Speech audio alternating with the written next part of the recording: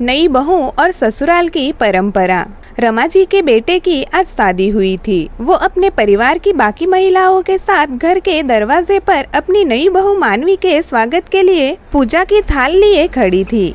जैसे ही गाड़ी रुकी, उसने मुस्कुराते हुए अपनी बहू को गाड़ी से उतारा और अपने बेटे बहू की आरती करने के बाद उन्हें घर के अंदर ले आई। घर के एक कोने में फटे पुराने कपड़े पहने एक बूढ़ी औरत बैठी थी, जो एकटक दरवाजे की तरफ ही देख रही थी। मानवी की नजर उस औरत पर पड़ी।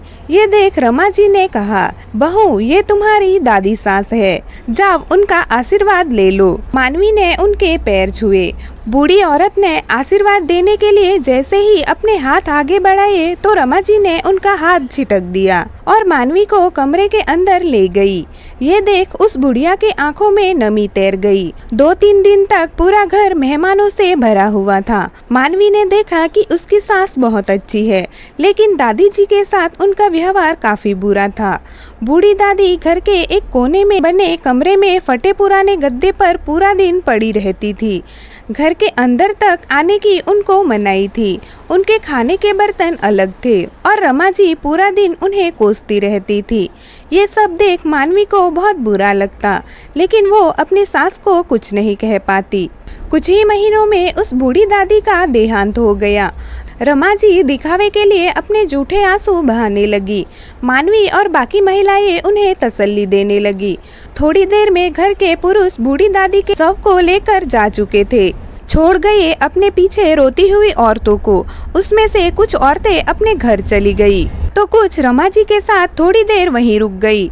रमा जी ने घर के नौकर से कहा, महेश, उस बुढ़िया का कमरा साफ कर दो और बचा हुआ सामान बाहर फेंक दो।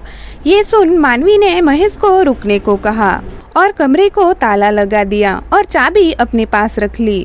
उसकी ऐसी हरकत देख रमा जी ने पूछा, ये तुमने क्या किया बहू? माँ जी, दादी जी के बुजुर्ग होने पर आपने उन्हें यहाँ रखा, फटे पुराने कपड़े दिए और टूटे फूटे बर्तनों में खाना दिया, फटा गद्दा बिछाने को दिया। कल को आप बुजुर्ग हो जाएंगी तो ये सब काम ही आएगा ना, इसीलिए ये मैंने संभाल कर रखा है। ससुराल की परंपरा निभाना तो बहू का फर्ज होता है ना, और ये मैंने आपसे ही सीखा है। मानवी ने अपनी नजर नीची कर कहा। उसकी ये बात रमा जी को अंदर तक झंझोर गई। उसे अपनी गलती का एहसास हो चुका था। इस बार उनकी आंखों में जो आंसू थे वो दिखावे के नहीं थे। वो अपनी सास को आखिरी बार देखने के लिए दरवाजे की तरफ दौड़ पड़ी, लेकिन दूर दूर तक कोई नहीं था। दिख रहे थे तो सिर्फ धूल के गुब्बारे और साथ ही ध्वस्त होता अपना वजूद। अब रमा जी को अपनी गलती का एहसास था, लेकिन वो अपनी गलती सुधार नहीं सकती थी। इसीलिए अपने बुजुर्गों का कभी अपमान ना करे।